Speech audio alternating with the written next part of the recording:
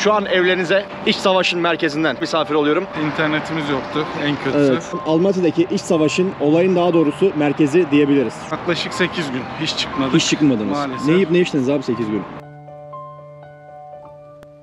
Şu an Almaty'nin televizyon binasındayız.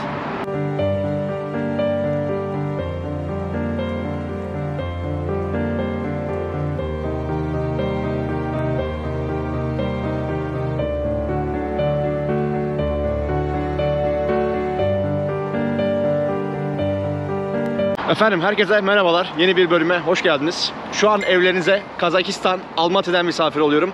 İç savaşın merkezinden.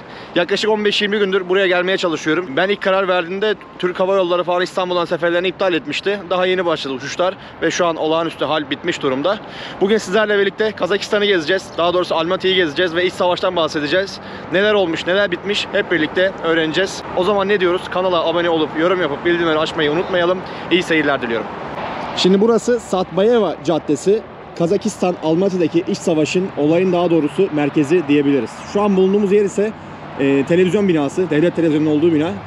Ve bu yolculukta bize Ferdi abi eşlik edecek. Ferdi abi merhaba, hoş geldin. Merhabalar İbrahim, sen de hoş geldin. Teşekkür kardeşim. ederim abi, nasılsın? Teşekkürler, iyiyim.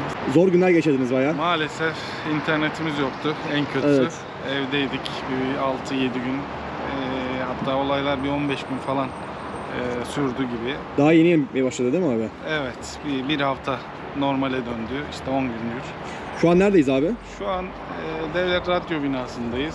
Bu Yakılan binalardan bir yakılan tanesi. binalardan bir tanesi. Karşıda gördüğümüz bina esas Almatı Olayın en büyük ses getiren noktası değil mi? Hakimat binası, yani bizim valilik binamız. Valilik binası. Türkiye'deki pozisyonda. Bütün olayların ve can kayıplarının olduğu bütün meydan bu Satbayeva Bulvarı. Ve arkada Cumhurbaşkanlığı Köşkü var. Tam Hakimat binasının arkasında. Buralar zaten yollar kapalıydı ve çok büyük olayların şu meydanda 80-100 bin kişinin olduğu. Hadi ya. Ve On binlerce insan on sokaklara binlerce, döküyordu. Evet. Minimum 80 bin insan olduğu ve izlediğimiz haberlerden. Çoğu şey zaten biz göremiyoruz Türkiye'de, yani Maalesef, kısıtlı yayınlıyorlardı. Maalesef. Biz de burada internet kesik olunca hiçbir şey yapamadık aslında. Hiçbir şeyi daha sonradan bütün her şeyi sınırlı saatlerde internet verdiler. Sadece o zamanlar görebildik. Kaç gün evde kaldınız? Yaklaşık 8 gün hiç çıkmadık. Hiç çıkmadınız. Maalesef. Ne yiyip ne içtiniz abi 8 gün? Bakkallar açıktı, marketler açıktı. 5. günden sonrası normale döndü. Ama ben işim icabı ters istikametteydim. Yani burası biraz daha merkezi. Ben bir 10 kilometre daha diğer şehrin tarafındayım. O taraflar biraz daha sakindi ve olay yoktu. Sadece AVM'lerin yağmalanması falan vardı. Burada lambartlar var. Altın ve değerli araba veya beyaz eşya koyulup para alınabildiği Depo bankacı. gibi yerler. Bizdeki tefeci, teminat sistemi, okey. teminat sistemi, onlar yağmalandı. Bütün elektronik mağazaları yağmalandı. Her yeri soydular. Her yeri soydu. Havalimanını soydular değil mi, Dutukferi'yi falan? Orası da soyuldu ve havalimanını işgal ettiler. Yaktılar. Kapandı havalimanı. Kapandı maalesef. Ve dış güç askerleri gelene kadar da havalimanı boştaydı. Onlar geldikten sonra da otoparkın dışından itibaren bize izin verdiler. Yani hiçbir aracı içeri almadılar güvenlik sebebiyle. Hatta birkaç misafirimiz vardı. Onları götürmek için gittik. Bildiğin İstanbul trafiğiydi. Hadi ya. Havalimanı tamamen otoparka içeri sokmadıkları için yol küçük. Zaten küçük bir havalimanı var buranın abi. Askerler içeri almıyor kimseyi. O şekilde ya geçti. Kötü günlerde. Şu an bulunduğumuz bina neresi abi? Radyo istasyonu. Radyo televizyonu. Bir Evet. gezebilir miyiz abi burayı? Tabii ki. Burası da bayağı yanmış durumda. Şu an kapalı galiba değil mi? Faal değil. Kapalı, faal değil. Burası meydan, anıt meydan. Altın Adam meydan. Benim merak ettiğim nokta şu. Burası eski başkent. Evet. Neden bu olaylar normal şu an başkentte başlamadı da burayı seçtiler? Aslında bu olaylar 30 yıl sonrası, 30 yılın patlaması gibi oldu. Hani normalde burada bir olay yoktu. Aktau'da olaylar başladı. Can Özen diye gaz çıkan bir ilçe orası Aktau'nun. Protestolar ilk orada başladı Evet. galiba değil mi? Ondan sonra Aktau'ya ve Atrau'ya başladı. Ondan sonraki bir gün sonrası bu olaylar Instagram'da yayılmaya başladı. Herkes Aktao'nun yanındayım. O bölge Mangustau diye geçiyor. Paylaşım yapmaya başladı. Mangustau'nun yanındayım diye. Ondan sonraki olaylar çığırından çıkmaya başladı. İki tane burada çok büyük spor kompleksi var. Bir tanesi Almaty Arena, bir tanesi Halk Arena. İnsanlar organize olup oralarda toplanmaya başlıyorlar. 25'er bin, 30'ar bin kişi ve ikisinin de yaklaşık mesafesi 15'er kilometre, 20'şer kilometre bu meydana. İnsanlar aynı anda organize olup bu meydanda toplanıyorlar. Bir anda saat 5'te 6'da gündüz başlıyorlar. Tabii dışarı şehirlerden de gelmeye başladılar. Burada olmasının sebebi bu çok büyük bir şehir. Yani en turistik Orta şehirlerden bir Asya'daki tanesi. en büyük şehir burası. Türkiye'de Almatı. İstanbul gibi bir yer Evet. aslında burası da. Yani bütün lojistiğin ve bütün insan kalabalığının ve ticaretin döndüğü şehir burası. Çin yakın, Kırgızistan yakın, Özbekistan yakın buraya, Türkmenistan, Tacikistan, tam ortadayız. Merkez. Ve bu şehir çok fonksiyonlu bir şehir, gelişmiş bir şehir. Eski başkent zaten, ilk Kazakistan kurulduktan sonraki. Ondan dolayı nüfus da çok olduğu için halk bir anda galyana geldi ve Ortalık karıştı. ortalığı yıktılar maalesef. Evet. Durum bu. Binanın hali böyle. Görüyorsunuz. Komple yakılmış, yıkılmış durumda. Perişan durumda. Kömür olmuş her şey ya içeride. Simsiyah. Yakılmış, yıkılmış durumda ya. Bakar mısınız? Cayır cayır yanmış buralar hep. Göstericiler buraları yakmışlar. Binanın girişi burası galiba. Komple ateşe vermişler ya binayı. Sağlam bir şey kalmamış. Şurada biraz çerçeveler falan sağlam. İçeriler gördüğünüz gibi kül olmuş abi. Her şey kül olmuş durumda.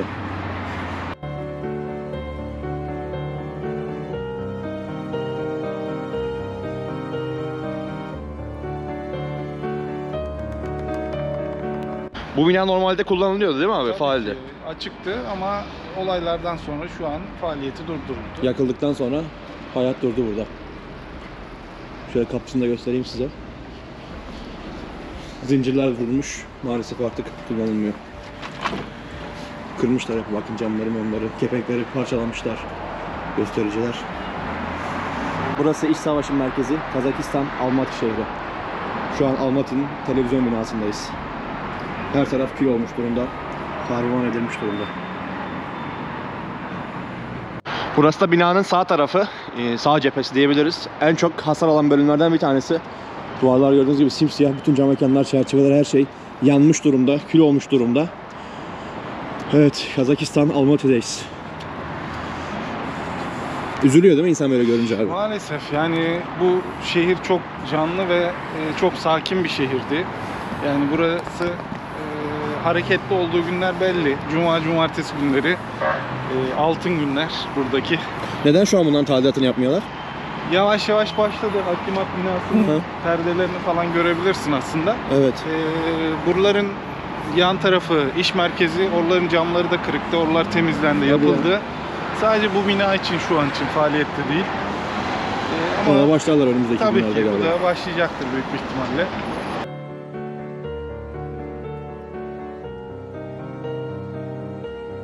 Şimdi bu olayda en büyük zarar gören yerlerden bir tanesi karşıda gördüğünüz valilik binası. Şu an valiliğin karşısındayız. Etrafında askerler koruma altında olduğu için çekim yapmak biraz sıkıntı. Ondan dolayı buradan göstereceğiz size.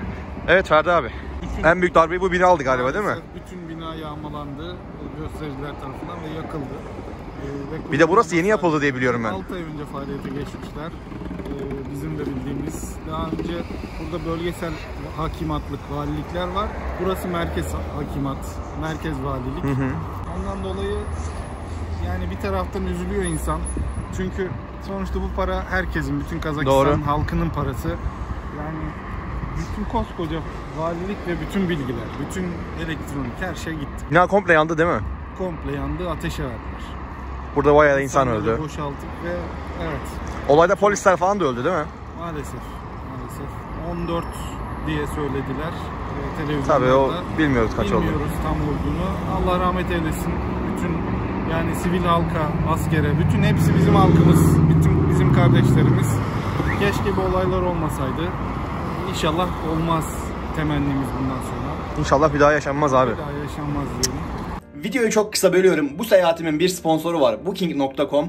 Bana verdiği desteklerden dolayı teşekkür ederim. Burası ise yaklaşık 5 gündür Kazakistan'da konakladığım otel. Çok şahane, çok temiz. Gerçekten çok hoşuma gitti. Eğer siz de yurt içi ve yurt dışı seyahatlerinizde sorunsuz bir otel rezervasyonu yapmak istiyorsanız Booking.com'u tercih edebilirsiniz. Açıklamalar kısmına linkini bıraktım. Şuraya bakar mısınız? Bakın zoomlaştıracağım sizin için. Şuraya güvenlik yeri galiba. Arkasındaki bina neydi abi? Hükümet binası, devlet binası. Karşıda gördüğünüz yer hükümet binası. Cumhurbaşkanlığı. Şimdi oraya da geçeceğiz birazdan. Oraya da göstereceğim size. Burası da valilik binası. Etrafını gördüğünüz gibi perdeleri çevirmişler. Komple yanmış durumda. Bakın zaten Şu görüyorsunuz. an tadilat başlamış durumda. Evet, cayır cayır yakmışlar burayı. Şu an geldiğimiz yer ise eski Cumhurbaşkanlığı Sarayı. Burası da yine en büyük hasar görmüş binalardan bir tanesi. Ve karşısında hemen devlet müzesi var değil mi Ferdi abi? Evet, burası Kazakistan Almatı Devlet Müzesi. Buraya neden zarar vermediler? Müdüre hanım sayesinde. Nasıl oldu o iş? Müze müdüresi. Okuduğumuz Instagram'dan bütün göstericiler burayı yağmalamaya veya yakmaya geldiğinde içeri davet edip çay ikram etmiş ve buranın hiç kimsenin şahsi malı olmadığını ve tamamen Kazak halkının olduğu için buranın zarar görmemesi gerektiğini anlatmış kişilere. Dokunmayın diyor yani, burası sizin diyor. Evet. Vay be. Bütün göstericileri anlatarak ve içeride değerli Kazak halkı için çok değerli ürünler var. Altın elbiseli adam bu müzede. Hadi ya. Evet, bir tanesi. Nesli tükenmiş veya hala olan hayvanların kurtulmuş postları var içeride. Eski dönemdeki işte çanaklar, tabaklar bulunan, kullanılmış halı, kilim, motifler, bütün her şey var. Daha önce birkaç defa olmuştum içeride ve bazen de fuar alanı olarak kullanılıyor burada. Dönemsel olarak yılbaşında, önemli olan bayramlarda, Nevruzlarda. Vay be. Zarar gelmemiş ama. Hiç zarar gelmeden ve bütün göstericilere nazik bir şekilde anlatarak, çay ikram ederek ve ısınmak için tekrar gelebilirsiniz diyerek anlataraktan müzeyi korudu müdür hanım. Helal olsun müdür hanıma. Teşekkür ediyoruz yani buradan kendisine de. Evet, karşıda mevziler falan var. Gördüğüm benim kum torbaları falan. Evet. Cumhurbaşkanlığı Sarayı'nın önünde. Şu kum torbasının olduğu yerden itfaiye arabası buradaki yangınları söndürmek için geliyor. Hadi ya. O olaylarda 3 tane veya 4 tane bu binada itfaiye aracını yaktılar maalesef. O itfaiye araçları burada mı yakıldı abi? Evet. 4 tane itfaiye aracı. Bir tanesi de içeride. Hatta kapıda bir tanesi işte. Kapının hali ortada. Bir tanesi Duruyor mu hala orada? kaldırdılar. Yani olaylar 7-8'inde bastırıldı ve 9'u itibariyle 9 Ocak 10 Ocak'ta asker devreye girdi. Ondan sonra yavaş yavaş bütün olayların kirli görüntüsü kaldırıldı. Şu an tadilat burada da başladı galiba. Burada başladı. Yani Bir karşıya geçelim, ufaktan bir göstereyim orayı da abi. tabii. Şimdi çekim yasak. Burada askerler falan var etrafta. Telefonu elime aldım. Telefonla çekiyorum. Böyle göstereceğim size sağ tarafı. Yavaş yavaş. Hendekleri falan görüyorsunuz, mevzileri. Cumhurbaşkanlığı Sarayı'nın giriş kısmı burası. Burası da gördüğünüz gibi kül olmuş, cayır cayır yanmış durumda. İçeride şu an çalışıyorlar. Bütün işleri biraz sıkıntılı ama ben yine göstermeye çalışıyorum size. Askerler falan var her tarafta. Şu an yenileme çalışmaları devam ediyor. Binanın ön kısmı kül olmuş abi. Beyaz bir binaydı burası. Ama yangından sonra ne hale gelmiş. Burası ise Cumhurbaşkanlığı Sarayı'nın yan tarafı. Arabaları görüyorsunuz, kül olmuş. Hiçbiri kullanılmaz halde. İskeletleri duruyor sadece.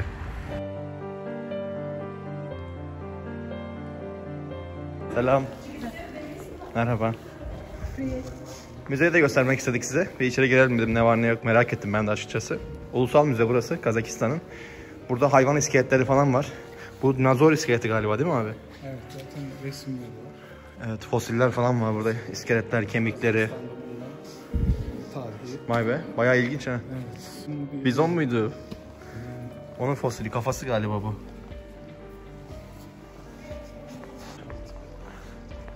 Bu da mamut galiba. İskeleti falan var. Bakar mısınız kemiklere memiklere? Harbiden efsane ya. Bu maket ise Ahmet Yesevi Türbesi. Türkistan'da bulunan Ahmet Yesevi Türbesi'nin maketi. Çok güzel yapmışlar ya. Vakit olursa Türkistan'a da gideceğim. Size orayı göstereceğim. Şimdi Arkeoloji Müzesi, Etnografya Müzesi'nin son kısmı burası. Altın kıyafetli adam var burada. Buranın en sembolik eserlerinden bir tanesi. Nasıl bir hikayesi var Ferdi abi bunun? Milattan önce 5. yüzyıl benim bildiğim kadarıyla. 18 yaşında prens veya prenses olarak şey olarak neti bilinmiyor. Cinsiyeti bilinmiyor. Cinsiyeti bilinmiyor ama altın elbiseli adam isim olarak da bu var. Mezardan mı o çıkmış abi bu? Mezardan bulunuyor. Almatı'ya 50 kilometre bir uzaklıkta bir şey Şehirde bulunuyor. Evet, yol yaparken tesadüf. Hadi ya. Bir tanesi ve şu Vay an be. araştırmalar devam ediyor. Altın elbiseli adam askerin hala söylentileri tabii daha önceden vardı ama bulunmamış. Şimdi hala araştırmada Kazakistan'da birçok altın elbiseli asker veya Hadi ya. altın elbiseli adam olduğu. Kazak Türklerinden mi acaba? Evet, Sakalar ve İskitler olarak Kazak Türkleri ve çok büyük komutanlara verilen bir Komutan elbisesi. evet, komutan elbisesi. Vay be. Bakar mısınız arkadaşlar kostüme? Tamamen saf altın. Hayran kaldım gerçekten. Şimdi ise yine Almaty'nin en işlek caddelerinden bir tanesine geldik. Burası da yine savaşta en büyük hasar alan yerlerden bir tanesi. Evet Ferdi abi, neredeyiz abi? Caddesindeyiz şu an. Ne caddesi? Arbat Caddesi. Evet. Buranın en işlek İstanbul'un İstiklal diyelim. Antalya'nın ışıkları. Burada da Saldırılar burada da mı oldu? maalesef Protestolar. burada da yağmalama oldu. Nereler yağmaladılar abi? Burası bir iş merkezi. Mesela Sum alışveriş merkezi. Bütün üzerinde ikinci katta telefoncular var. Bütün hepsini. Hepsini soydular mı? Hepsini soydular. Telefoncuları. Evet. Ciddi misin abi ya? Vaykiki soyuldu. Onun yanında diğer 2 mağaza daha var ve altında silah satış yeri var. Hepsini Av soydular. bahisi.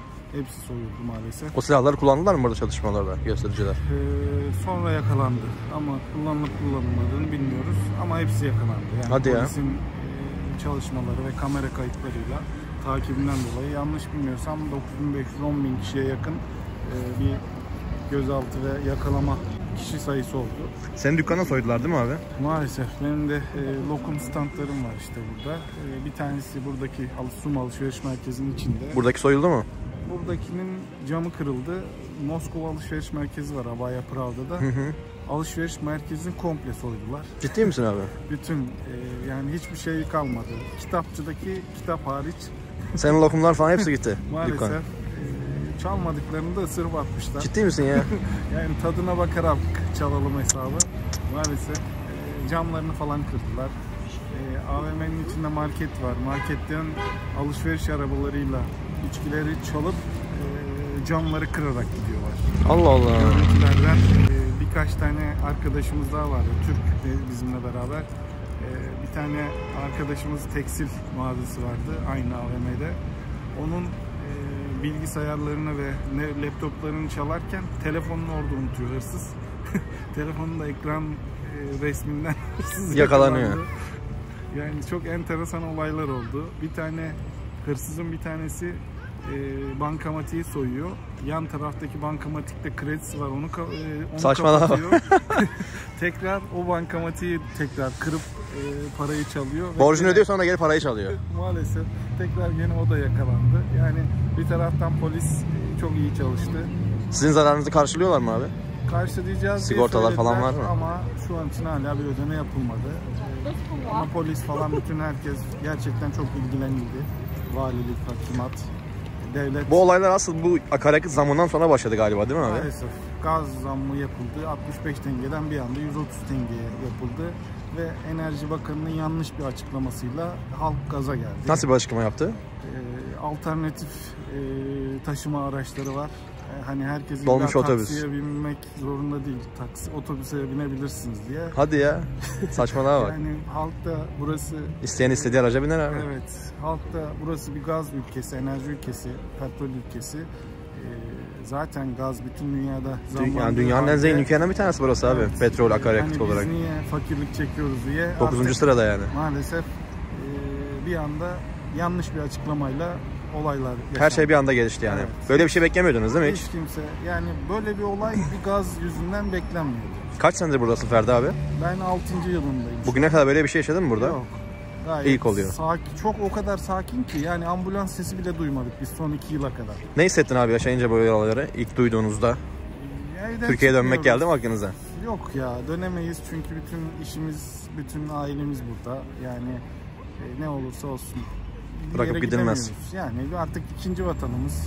Buradaki yaşayan Türkler bizden daha çok eskiler var. 20 yıllık, 25 yıllık abilerimiz, arkadaşlarımız var. Yani kimsenin öyle herhangi bir şekilde bu darbe veya ne bileyim herhangi bir toplumsal olaylarda hiç kimse hemen kaçıp gitmeyi düşünmez. Doğru. Yani çok böyle ırkçılık saldırılar olmadıktan sonra kimse de gitmez buradan. Savaşa en büyük destek veren şey galiba kolektif güvenlik örgütü müydü? Evet. Rusya, Ermenistan. Evet. Onlara asker gönderdiler galiba. Yani onlar da sadece binaları korumak için, yani herhangi bir şekilde... Halka falan burada bildiğim kadarıyla ateş etmediler. Yok. Onlar zaten olaylardan sonra geldiler. Bir hafta sonra. Olaylar yatıştıktan sonra havalimanı kontrolünü aldılar ve valilik binaları, buradaki üniversiteler. Zaten olayların başladığı gün havalimanını ele geçirdi değil mi göstericiler? Evet, ikinci gün. Maalesef şu an her şey normal, işte gördüğün gibi hiçbir sıkıntı yok. Olağanüstü hal bitti mi? 19'unda bitti. Sokağa 19 çıkma yasağı falan var mı şu an? 19 Ocağı kadar, akşam 11'den sabah 7'ye kadar olağanüstü halden dolayı sokağa çıkma yasağı vardı. Zaten 5'i 6'sı öyle bir hava oldu ki bildiğin puslu, Sisli bir hava. sisli bir hava ve bütün yağmacılar da bundan fırsat bildi ve bütün her yer, bankalar, bütün Lombardlar, AVM'ler, yani Moskova Alışveriş Merkezi ve Asya Park, hatta Grand Park diye bir alışveriş merkezi daha var, büyük. Onu da yağmalamak için gidiyorlar ama oradaki güvenlikler birazcık daha Kalabalık mı? Yağmalayamıyorlar. Yağmalayamıyorlar. Göstericileri geri püskürtüyorlar.